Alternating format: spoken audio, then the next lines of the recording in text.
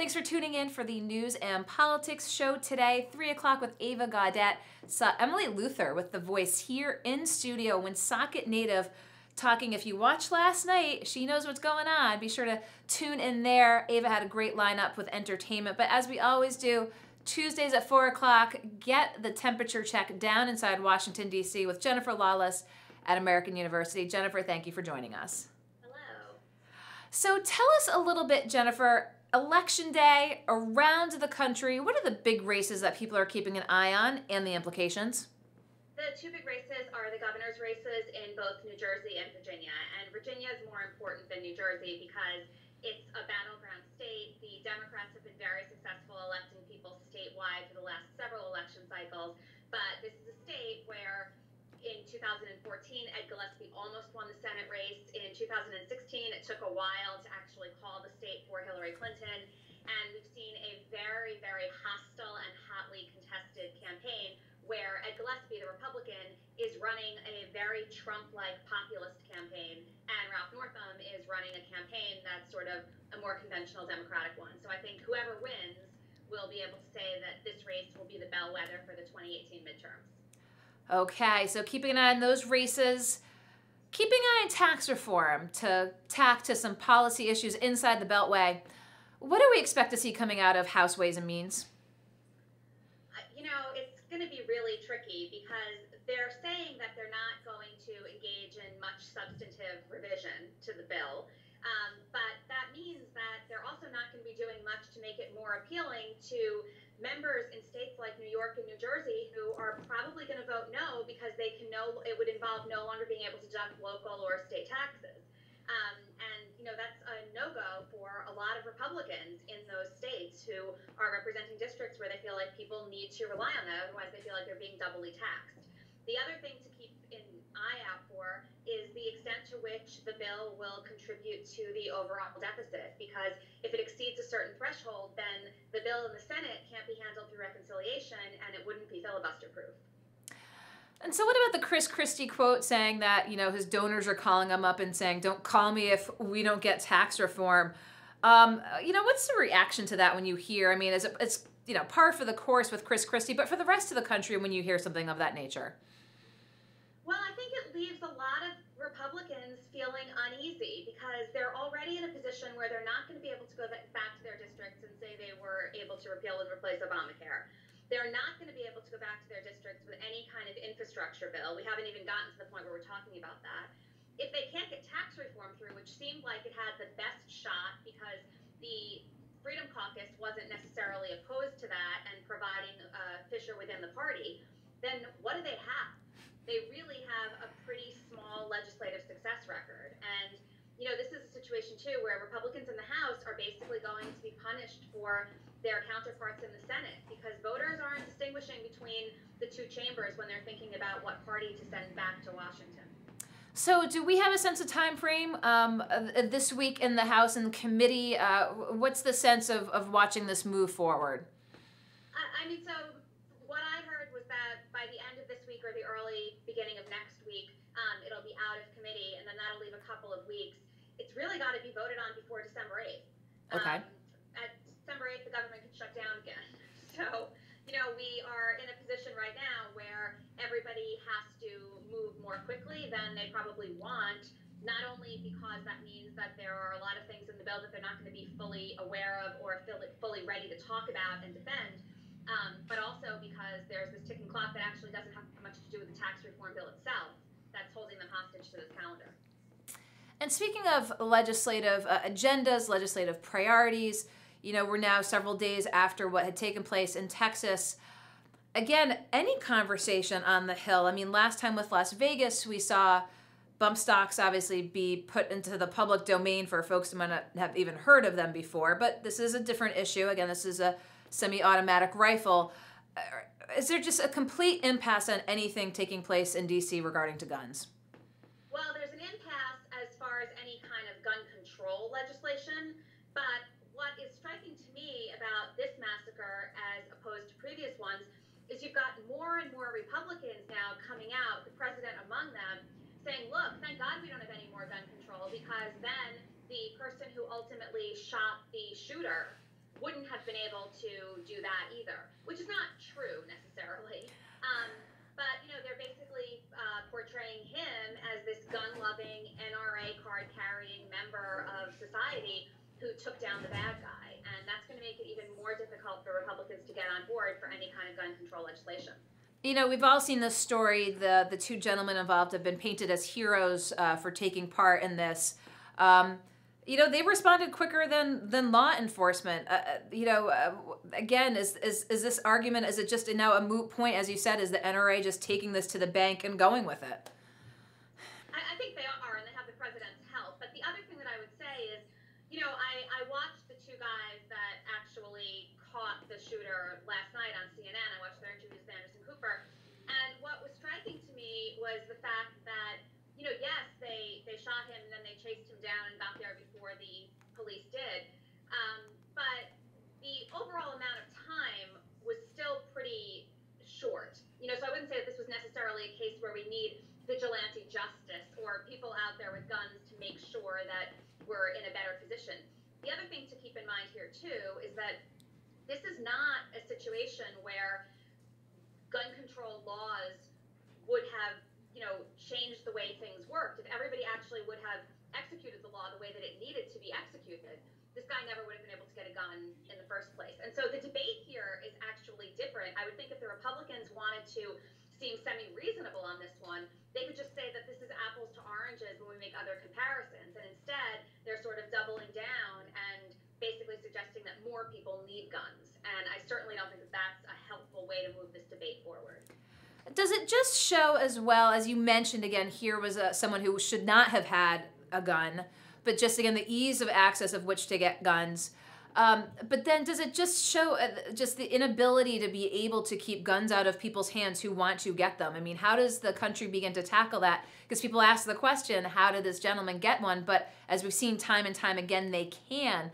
So again, if when the NRA makes that argument saying, well, more control isn't going to help if they can't enforce the laws that already exist, speak to that argument coming from the NRA. I think that, first of all, the majority of the time the laws do work when they do exist. This was a rather anomalous case in that the Air Force didn't complete the paperwork that was required to suggest that that he had a former charge, domestic dispute and domestic assault charges. So, saying, oh, we're going to get rid of all of the laws just because one time or two times or 100 times the paperwork hasn't caught up with them, I don't think is successful. We can imagine how much worse it would be if there were no laws. But I also think this is a time where some Democrats really need to step out and start saying, you know what, maybe we should rethink this. Maybe our opening statement shouldn't always be, we support the Second Amendment. Maybe we have to talk about how times have changed, and maybe the debate around the Second Amendment needs to change as well. So as I mentioned, kind of 3 hot topic issues right now in D.C., but wanted to go through the rapid fire round. Donna Brazil's new book and what we've been seeing playing out. I mean, how divisive has this been? Pretty divisive, and frankly, I can't imagine a worse time for it to have come out. Now, I know that she has said that it doesn't matter when the book would come out. Everybody would say it would be a terrible time. It would be a terrible time leading up to the 2018 midterms. It would be a terrible time leading up to the 2020 presidential election.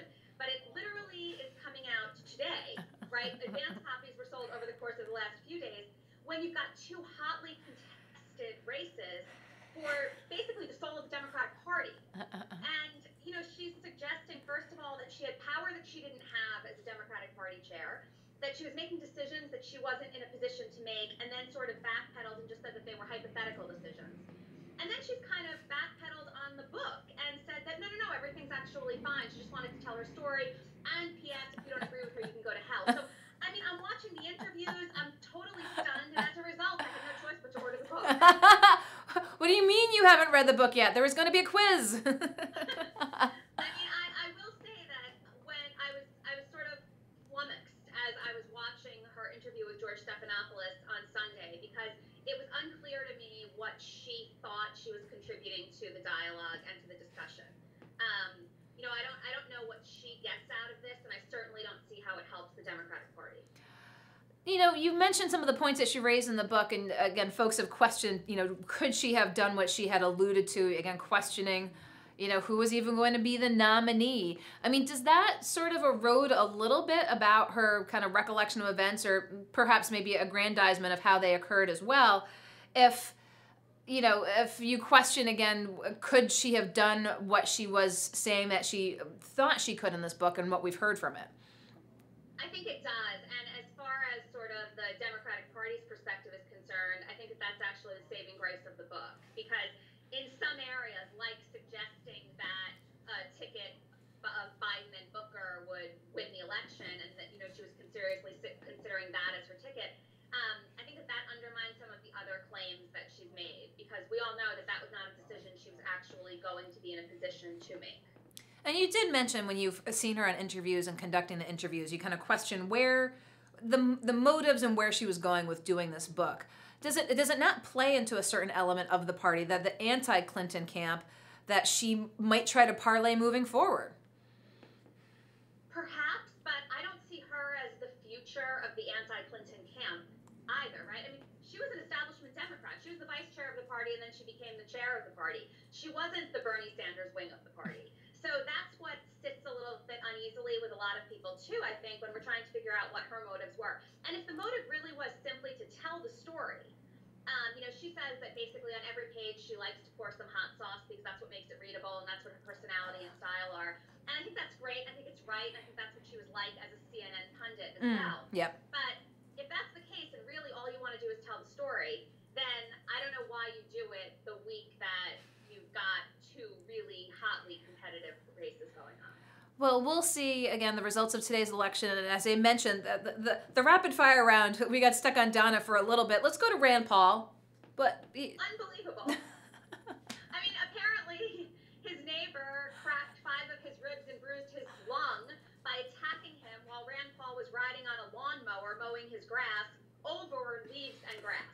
And it's not the first time they've had a dispute over gardening. The neighbor's lawyer, and the lawyer said, by the way, that the neighbor was sort of like a well-known retired anesthesiologist in this gated community. I mean, this was not sort of like, you know, a rogue attack, that it had nothing to do with politics, and this was really just about lawn maintenance. But broken ribs, I mean, do we just get the sense maybe we'll never come to find out really what happened? Potential for charges against the neighbor? Probably. I mean, regardless of what Rand Paul did with the leaves, I can't imagine that it would merit, you know, 5 broken ribs and a bruised lung.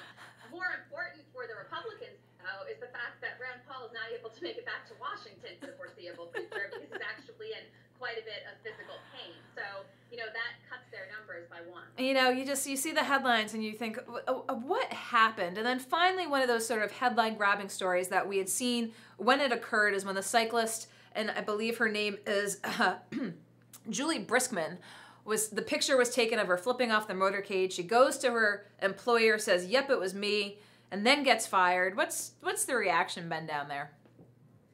I mean, I think there are 2 schools of thought on this. The first is you should know your company's policies regarding social media, regarding politicking outside of the office, and follow them unless you ultimately want to get fired.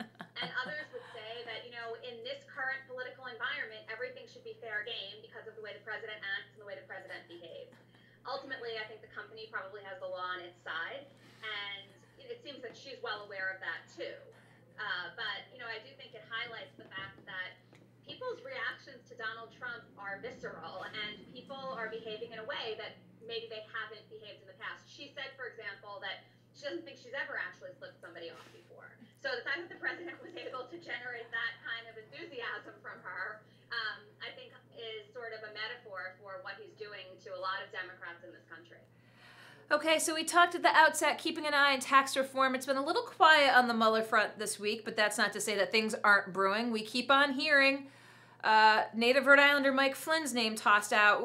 What are we, you know, as other issues sort of take the front page, you know, is it one of those things that we can expect anything any day? Yeah, I think we can expect anything any day. I also think the latest that I heard was there might be a situation where Mike Flynn is cooperating to save his son. If that's the case, then we might not hear anything about Mike Flynn for a while because the kind of information that he's turning over is going to be increasingly important. Carter Page was also the story of this week, not because of the Mueller investigation, but because of what he's telling congressional committees. I wouldn't be surprised if he's one of the next people to go down in Mueller's investigation, though, because of lying under oath. Well, we're going to continue to keep an eye on all things going on inside the Beltway and continue to keep tapping your perspective down there, Jennifer. So as always, appreciate your time. My pleasure. Okay, we'll let you go. Jennifer Lawless at American University, as she usually does most Tuesdays, Skypes in to give us a little bit of the temperature gauge down there, and it is hot. Lots going on election days around the country, talking about implications there. Where things stand with tax reform now that it's in the House, where things stand with guns and other issues as well, so we appreciate Jennifer Skyping in. We're going to take a quick break. We'll be right back here in the Navigant Credit Union Broadcast Center, so don't go anywhere.